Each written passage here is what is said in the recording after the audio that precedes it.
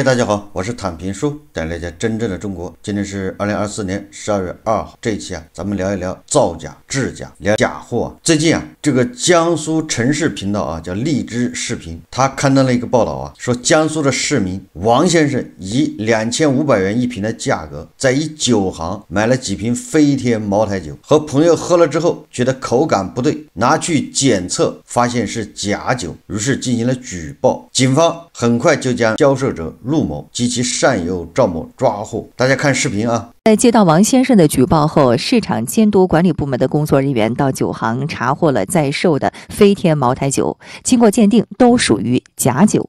因为涉案价值已超刑事立案标准，案件被移送公安机关进一步调查。很快，警方就将销售者陆某抓获。陆某与贵州茅台镇那边有一个专门制作假酒的嫌疑人进行了联系，那么向他购买了数千瓶的假冒茅台酒，向太仓周边城市上海、南通、无锡、常州等等这些地方拿去销售。警方循线追踪，很快将贵州的上游制假者赵某抓获。赵某将真的飞天茅台酒和茅台王子酒按照一定比例混合后再灌装销售。飞天的和那个王子酒它是两种不同的，王子酒的这个价位就比较低，那么他用低价位的酒勾兑了高价位的酒，王子酒只有300多块钱一瓶，飞天茅台要达到2000多块钱一瓶，这样的话就是勾兑出来的酒以冒充飞天酒来进行销售。由于嫌疑人是用相近似的酒品进行勾兑，足以达到以假乱真的地步，普通消费者很难发现，一般鉴定机构也很难鉴定真伪。陆某所向这个上游制假者购买是1500元一瓶，那么上游制造这一瓶大概的价值可能在1000块钱左右，可能在1000左右，那么他出售出去一瓶在2500到2600这样的一个市场价值，也就是陆某在这个过程当中一瓶牟利大概在1000块钱左右。检察机关审查认为，赵某采用勾兑的方式来制造假冒飞天茅台酒，同时又进行销售，其行为构成假冒注册商标罪。陆某销售假冒飞天茅台酒的行为构成销售假冒注册商标的商品罪。目前案件已进入审查起诉阶段。零距离记者为您报道。这个还算是有点良心用的是两种酒放到一起勾兑掺假，而且口味是一样的，都是酱香，而且都是茅台产的。茅台王子酒去勾兑茅台飞天酒，以假乱真价格便宜，一瓶酒利润1000块。这种造假怎么说呢？还只有那些经常喝茅台的才能喝得出来。当然了，也有可能所谓的经常喝茅台，喝的恐怕也是这种酒，他已经喝习惯了，那他恐怕就喝不出来了。根据这个蟑螂定律你一个地方查到这样的，那就说明很多人都在这么干，模仿。实际上拿这个低成本的去跟高成本的以次充好混在一起，重新包装，这个手段不是今天才有。我在这个10几年前将近20年前，我就知道有人拿那个香烟，便宜的香烟和贵的香烟把那烟丝混到一起重新包装。你比如说他们还有比例的，红塔山7块钱一包，中华软中华70一包，他把一包软中华跟一条红塔山混到一起，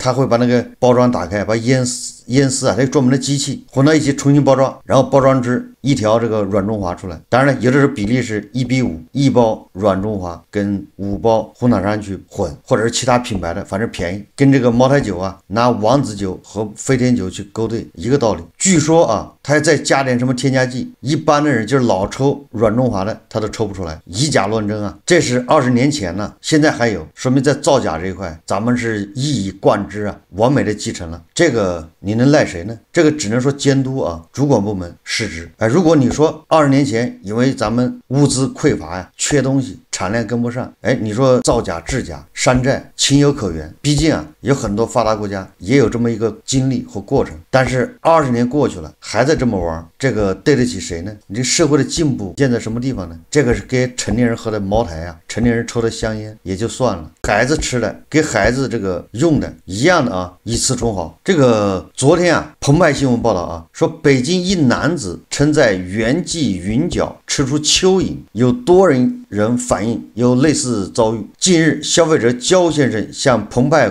公众互动平台服务澎湃投诉称，今年11月19日，他在北京市海淀区原记云脚六道口店点了一碗鲜肉云吞面，但在食用过程中发现一条黑紫色长约3厘米的蚯蚓。接到焦先生投诉后，澎湃新闻多次致电原记官方投诉热线，相关工作人员称客服会积极跟进处理。11月27日，焦先生反馈称原记愿意赔偿500元。澎湃这某投诉平台检索发现，多名网友在原记云脚吃出异物，包括蟑螂、石子、小塑料片等。其中一名消费者在社交媒体中发帖称，11月27日，他通过点餐平台在原记云脚丽晶国际店下单后，发现生菜中夹带一条完整的红褐色蚯蚓。你看看水饺店啊，居然吃出蚯蚓，这个算夹菜了吧？算肉菜啊？蚯蚓呢？这个蚯蚓是怎么混进这个水饺或者是面里面的呢？很有可能啊，是在那个蔬菜里面，就是蔬菜没有洗，直接就扔锅里了，或者随便冲了一下。发现蚯蚓不可怕，可怕的是发现半只蚯蚓、半条蚯蚓。不过啊，消费者啊大可不必紧张啊，自我安慰一下，这个蚯蚓啊是一味中药，很多药里面都有蚯蚓，反正也煮着让你吃了。刚才说的啊，这些都是成年人吃的，你这么胡整也就算了，虽然咱们身体好，但是啊，这个冲孩子下手，冲这个中学生，冲这些正在长身体的学生下手，这个真叫闻所未闻呢。这个是央视报道啊，说部分学生体育用品增速剂超标超200倍。这个增速剂啊，也叫塑化剂。大量实验表明啊，长期过量接触增速剂干扰人体内分泌，这个影响青少年生殖健康和生长发育。大家，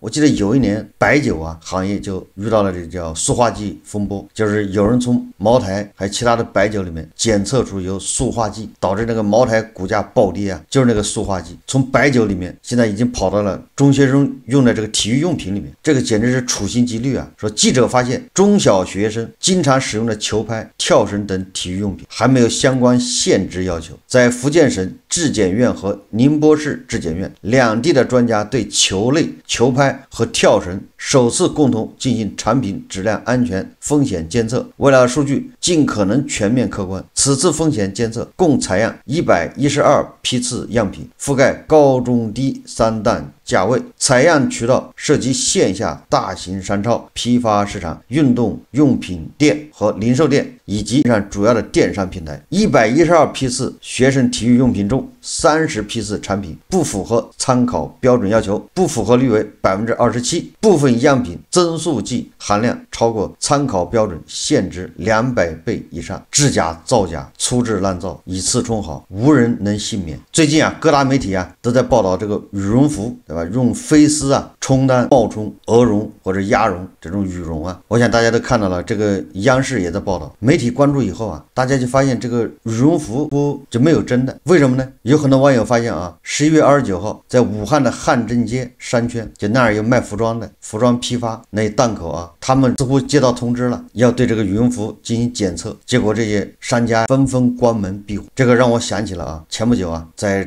潮州和汕头由于这个消防检查，很多这个商户啊把门关上了。这一次呢是羽绒服羽绒检查，这些商户也是把门关上。所以有的时候感觉啊，评论这样的事情还真不能极端，还真的分情况。对这些制假售假卖假的该不该查？你一查他也关门，把这个整治假货啊变成了一个形式主义，走个流程。消防该不该查，对吧？我记得关于潮州这个店铺关门啊，我也评论了，我认为消防是该查的，但是消防查不能以罚款为目的，对吧？要求人家整改，但是你得给人家期限，不能以罚代管。安全隐患呢，这个防患于未然，这个是天经地义。但是你以罚款为目的去查，鸡飞狗跳的，那些商户本来就活不下去，你这一查，人家只能关门。但是你说这羽绒服售假制假该不该查？同样的，你这一查啊，这商户恐怕也是干不下去。你要查他1个星期，他1个星期不开门，本来这个线下生意就难做，对吧？线下这些服装店啊、实体店本来也很难，你再一查，他更活不下去。但问题是你这个活不下去，能赖谁呢？为什么这个假货屡禁不绝，以次充好，到现在没有办法改善？食品安全也解决不了。大家可以看看啊，这个汉正街商圈集体关门，大家都在收衣服啊，大家看视频啊。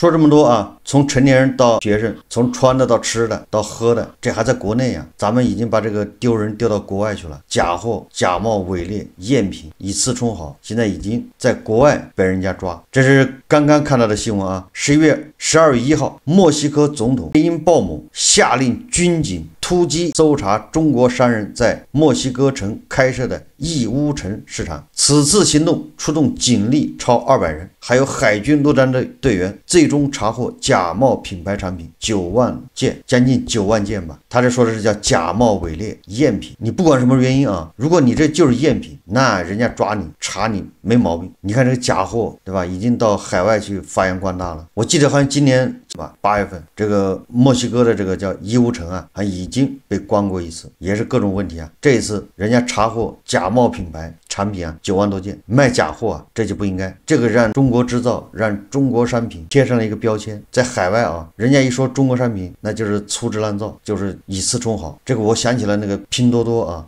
他那个海外团队啊，也是今年7、8月份，很多商家跑去围攻这个拼多多的这个叫特某吧，那个总部，就是因为他罚得太狠。为什么罚呀？我为什么支持拼多多罚款呢？理由是一样的啊，就这些商户，这商家呀，他把中国货卖到海外，全部是以次充好。他在国内拼多多上面搞的那一套糊弄中国人的，中国人无所谓啊，因为中国人很多人本来就冲着假货去买的，容忍度高。但是他把这一套搬到国外去了，国外人家脑回路跟咱们不一样呢。你说华为的包卖30块钱一个，咱们中国人是知道那是假的，叫知假买假，但老外他不知道啊，他认为你那就是真的，本来是心照不宣的，结果人家当真的买，他能不投诉吗？但是我这是举个例子啊，你看这些商家啊，把咱们这个在国内啊这一套糟粕啊带到国际上去了，那丢到国际上，这个可以说是叫清场是遥遥领先的。这领先在哪儿呢？有很多人就说了啊，那咱们为什么假货泛滥，不仅害自己，对吧？也把这个臭名远扬。我觉得啊，主要有这么几个原因。首先啊，咱们制假贩假是一条龙，是高度发达。我记得我以前节目介绍过，广州有个什么商场，那儿专门卖假货，各种名牌包，它那个造假是一条龙，包是假的，顺丰的发货单是假的，顺丰的这个快递信息，连那个包的包装盒、那个包的认证都是可以全套造假。造假是一个产业链，它不是一个人完成。把造假这么个活居然能够产业链化，估计也只有咱们能做到。都已经这么明目张胆了，居然整顿不了，那你只能说源头有保护伞，有人故意的。你看啊，还是央视网报道说证是假的，连查验网站也是假的，央视起底制售假证灰色产业链。近日，山东菏泽曹县，这是真曹县啊，警方接到当地一处工地负责人报案，称施工人员使用的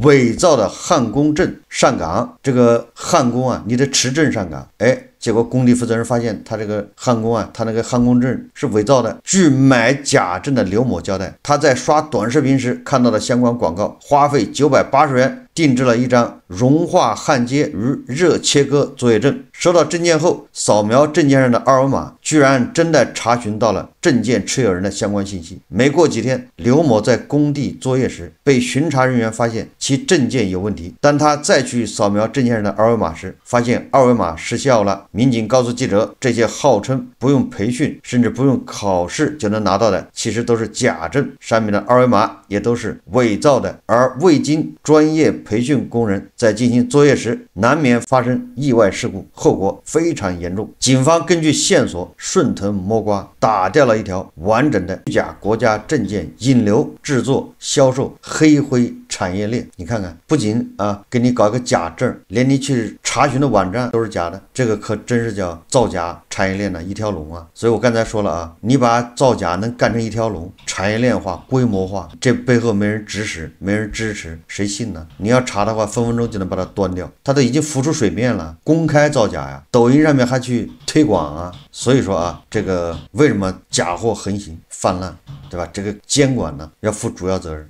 还有啊，你比如说啊，这个前不久啊，不有这个职业打假人打假那个良品铺子吗？对吧？说良品铺子什么红薯粉配料表造假，什么坚果配料表造假，这个事情主管部门一顿和稀泥之后啊，居然就不了了之了，没有下文。关键是啊，现在又有打假人出来质疑良品铺子。这个打假人呢，质疑良品铺子的产品里面铝残留超标，而它的配料表里是没有铝的。你说说，你这个只能说地方保护主义。这个良品铺子也可能为地方的税收对吧？为地方的这个实体经济起着重要的作用，所以要对它进行保护，给人感觉是奉旨造假。所以说这么多我们一方面我们感觉到中国商品现在在世界上受欢迎，要不然不可能卖那么多出口一方面也是毁誉参半呢，喜欢它的人恐怕就是图它便宜，只如品质，只如质量，只如什么是不是什么正品，人家也不管。但是憎恨它的人也是大有人在，因为你是欺骗。从这么看我们确实是制造业大国，但谈不上是制造业强国就是你制造这么多垃圾，对吧？这么多小商品，以次充好，山寨货，确实也说不过去最近这个优衣库因为新疆棉的事情，网上也引起了正能量的愤慨。但是我也看到很多网友说你让他抵制优衣库，它确实也抵制不起来。为什么呢？因为你买的羽绒服，对吧？用飞丝替代那个鸭绒或者鹅绒，不管人家卖的便宜还是贵，但是基本上没有以次充好。你去买了放心。为什么一件加拿大鹅看上去很普普通通，但是人家卖的就是那么贵？卖的贵，还有很多中国人排队去买，为什么呢？就是人家是良心正品，人家保证这个东西是真的。这种经济发展，这种生产制造是一种低质量的发展，低质量的生产制造。所以现在提出什么提质增效，我看还非常有必要。薇薇老师天天鼓吹轻产是遥遥领先，他连自己身边的这些吃的喝的用的他都看不见，难道他真的是在吃特供？好，这期节目我们就聊到这里，感谢大家收看。如果喜欢我的节目，欢迎订阅转发，也可以在下方留言评论，谢谢大家。